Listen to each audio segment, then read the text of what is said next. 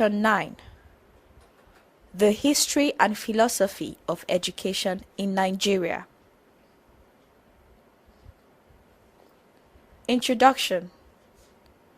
In this lecture, discussion shall be on the philosophy of education in Nigeria.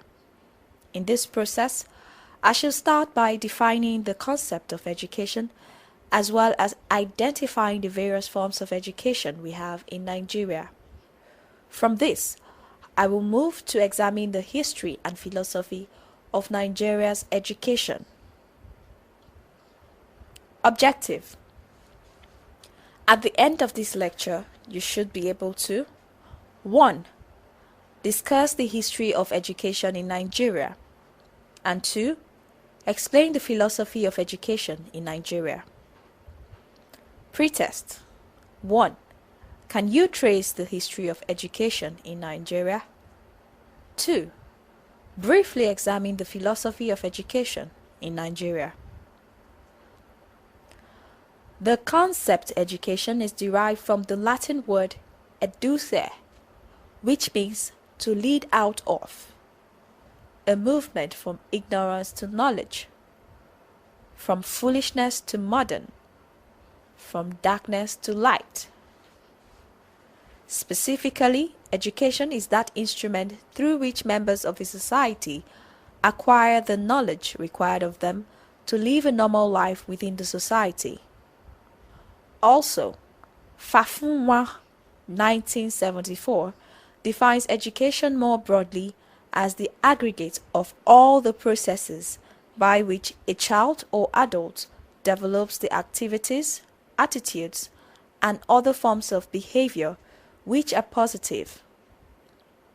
In other words, it is a process of disseminating knowledge, either to ensure social control or to generate rational direction of the society, or both.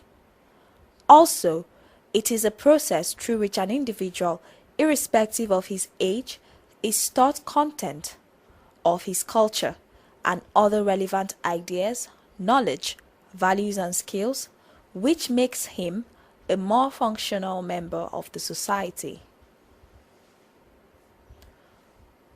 Forms of education.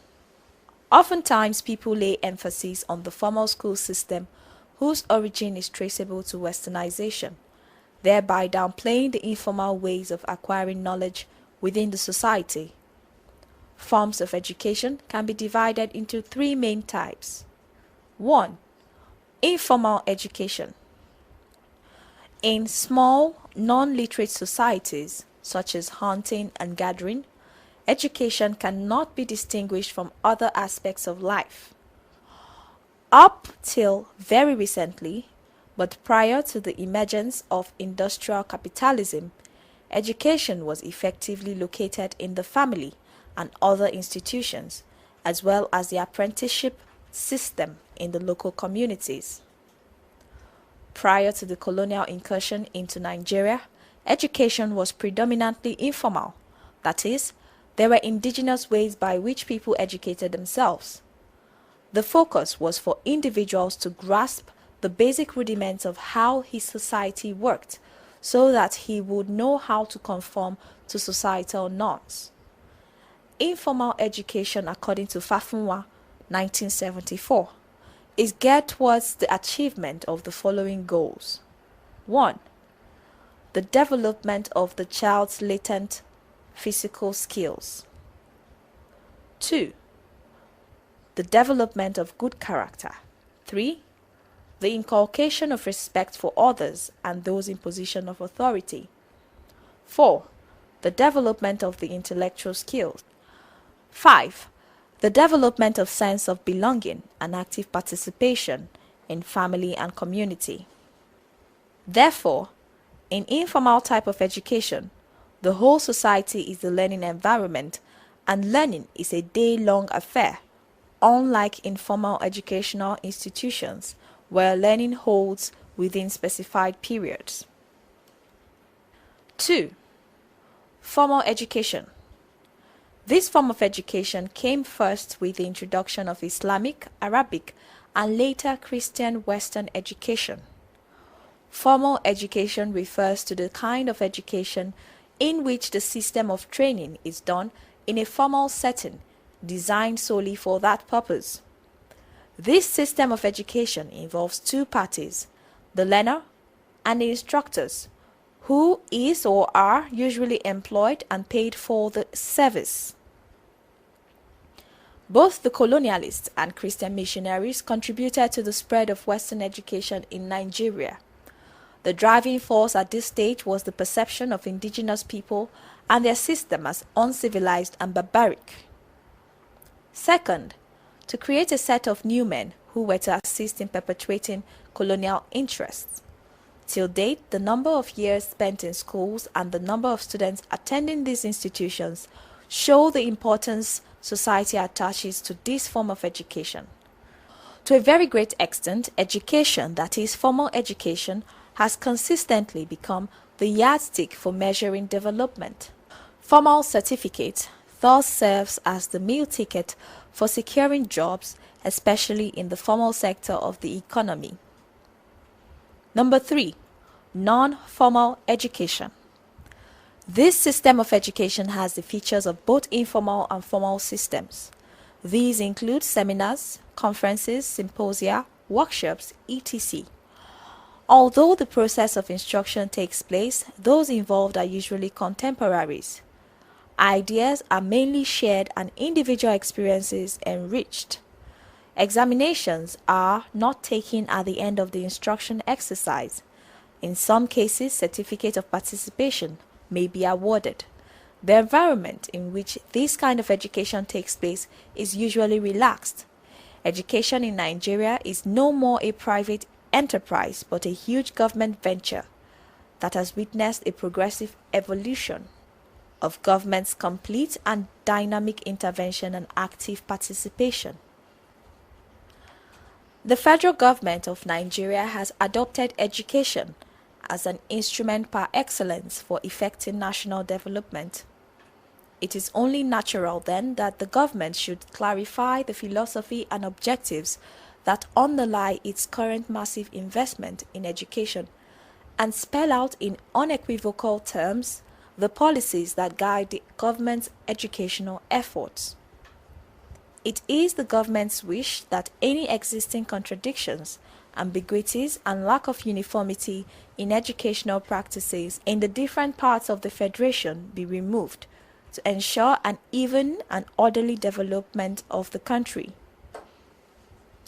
The government has also stated that for the benefit of all her citizens, the country's educational goals should be clearly set out in terms of its relevance to the needs of the individual as well as in terms of the kind of society desired in relation to the environment and the realities of the modern world and rapid social changes. These were the factors which led to the government's summoning in 1973 a seminar of distinguished education experts under the chairmanship of Chief S.O. former permanent representative of Nigeria at the United Nations and the then chairman of the National Universities Commission, to deliberate on all aspects of a national policy on education. These experts were drawn from a wide range of interests, including representatives of both Christian and Islamic religious organizations, the universities, National Universities Commission, interested external agencies, ministries, and organizations of private and public sectors who are interested in the end products of education for purposes of employment, women's organization, and others. Quite a good number of the present document is based on the recommendations of the seminar, modified in their passage through the various organs of government, which examine the recommendations as well as by the passage of time, which made some recommendations either obsolete, having been overtaken by events, or no longer acceptable in the light of changing circumstances. The government needs to place on record its appreciation of the excellent work done by the men and women who presented papers at the seminar, participants and officials, as well as by the National Council for Education, the Joint Consultative Committee on Education, the National Educational Research Council, and Federal Ministry of Education officials, whose comments helped to improve the final recommendations that went to the federal government, including the various specialists in different fields of education who helped to review and update the seminar recommendations and to advise the government on the implications of the implementation. It is government's intention that the far-reaching recommendations set out in the 12 sections of this document should start to transform all aspects of the national life without delay. Government has therefore set up a National Education Policy Implementation Committee, which translated the policy into a workable blueprint that will guide the bodies whose duty it is to implement educational policy, and also develop a monitoring system of the progress of the planned educational evaluation to ensure that items of infrastructure are prepared and bottlenecks removed in time to facilitate the effective, smooth implementation of the national policy on education. Since education is a dynamic instrument of change, this policy will need to be constantly reviewed to ensure its adequacy and continued relevance to national needs and objectives. History of education in Nigeria. For generations before the arrival of Europeans, Nigerians taught their children informally about their culture, work, survival skills, and social activities. Some societies gave more formal instruction about their culture as part of young people's rites of passage into adulthood. In Islamic communities, students studied the Quran and read other religious texts written in Arabic. Many of the more able students pursued higher Islamic studies and became teachers, clerics, or local scholars. By 1919, northern Nigeria had about 25,000 Quranic schools. A large number of Islamic schools are still in operation. In Lagos, Calabar, and other coastal cities, Christian missionaries introduced European education in the 1840s. Within a few decades, schooling in English was well established, and some elite families sent their children abroad to study. Enrollments expanded rapidly in the south, were uneven in the middle belt depending on where missionaries were active, and were virtually non-existent in the north. Consequently, as late as 1973, fewer than 10% of children in the far north were enrolled in primary schools, compared with nearly 90% of children in Lagos State. The gap was even greater in secondary and post-secondary schools. Government reforms in the 1970s led to a primary school enrollment rate of about 70% of all Nigerian children in 1980. The rapid expansion contributed to falling standards of infrastructure and other problems. By 1990, only 72% of children attended the compulsory first 6 years of education due to government cutbacks, rising school fees, deterioration of buildings, inferior infrastructure, and poor prospects of graduates. Enrollment rates remain lower for girls than boys, primarily because many rural northerners remain skeptical about schooling for girls. In 1996, the enrollment rate for secondary schools was 34%. Adult literacy is estimated to be 90% for men and 85% for women, an improvement over years past, and this resulted from universal primary education and programs for adult literacy. Official data, however, estimates literacy only in English, thus discounting the significant level of literacy in Arabic among northern Muslims. In 1996, Nigeria had 37 universities, 25 funded by the federal government and 12 by state governments.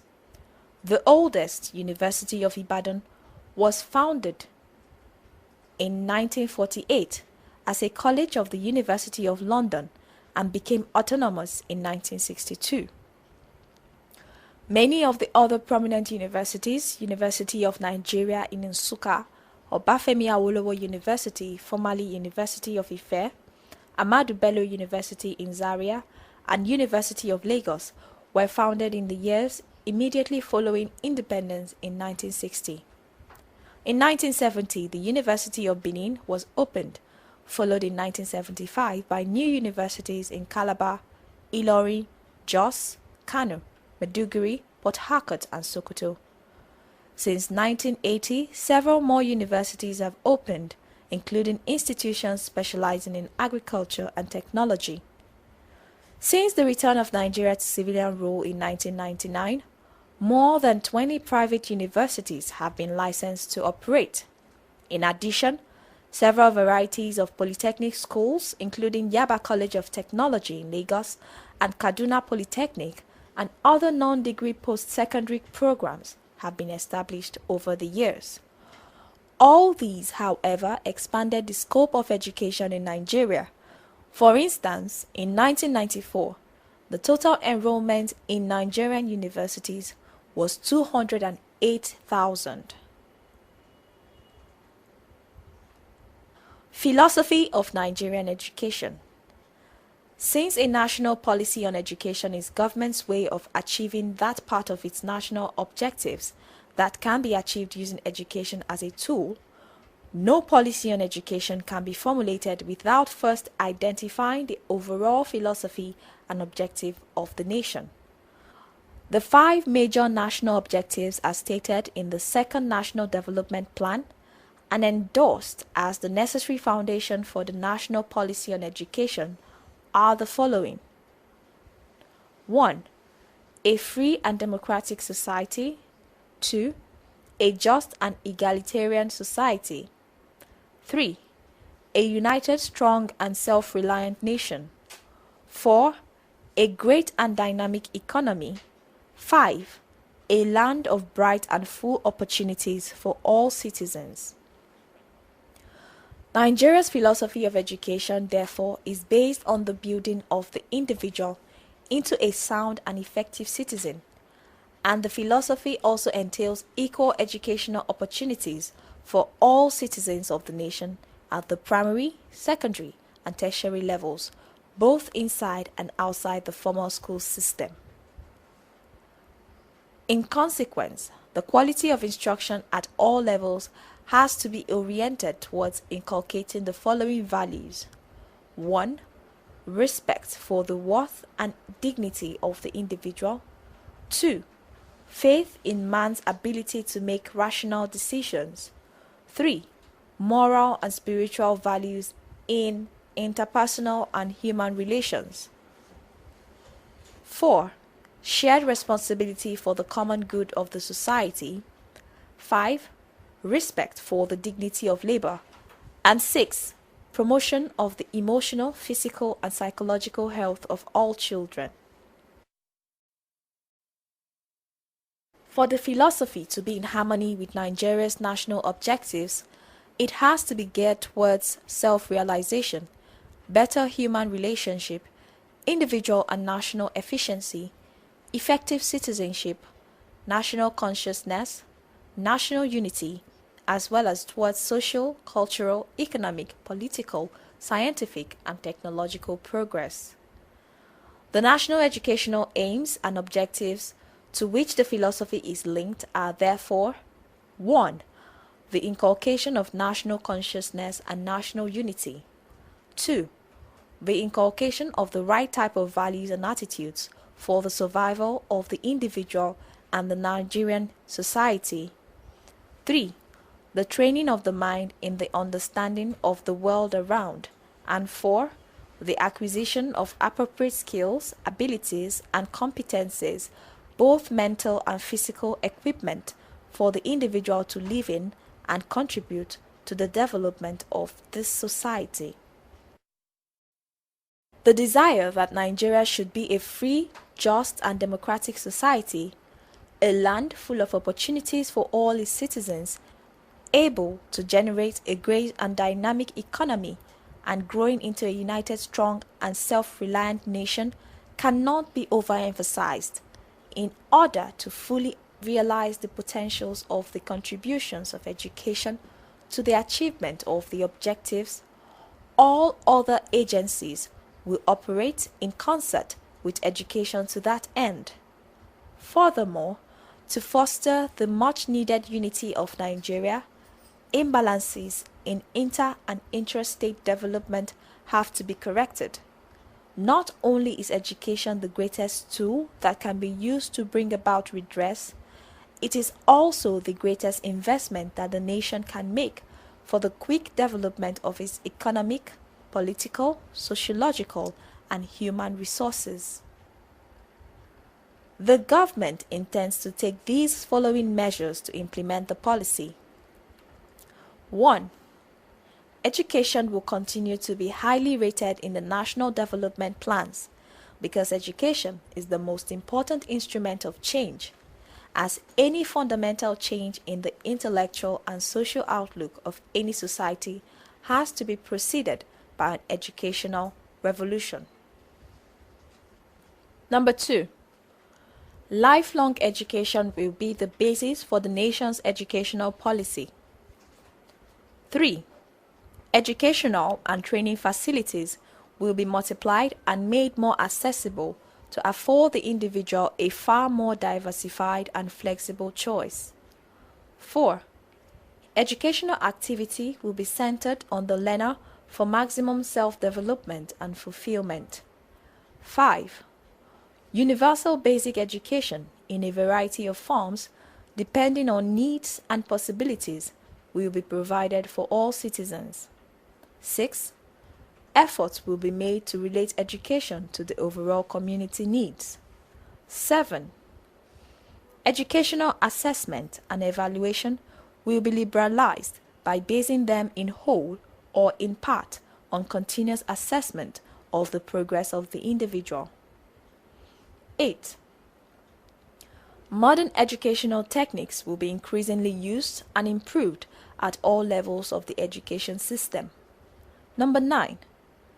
The educational system will be structured to develop the practice of self-learning. 10. At any stage of the educational progress after primary education, an individual will be able to choose between continuing his full-time studies, combining work with study, or embarking on full-time employment without excluding the prospect of resuming studies later on. 11. Opportunity will continue to be made available for religious instruction. No child will be made available for religious instruction which is contrary to the wishes of his parents. 12. Physical education will be emphasized at all levels of the education system. In conclusion, the Nigerian government appears to appreciate the importance of language in the educational process and as a means of preserving the people's culture. The government considers it to be in the interest of national unity that each child should be encouraged to learn one of the 3 major languages other than his own mother tongue. In this connection, the government considers the 3 major languages in Nigeria to be Hausa, Igbo, and Yoruba. The importance of language in the educational process and as a means of preserving the people's culture cannot be overemphasized. Study session summary. In this lecture, we have discussed education in Nigeria. We started by discussing the history of education in Nigeria from the traditional period to the present era. We also examined philosophy behind education in Nigeria.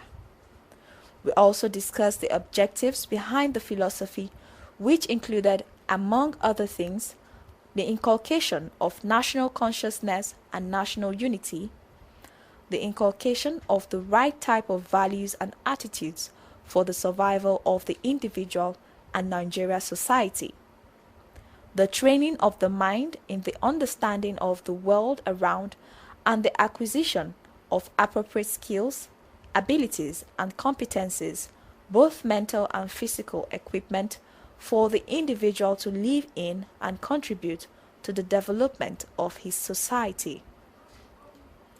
That ends study session 9. Thank you for listening.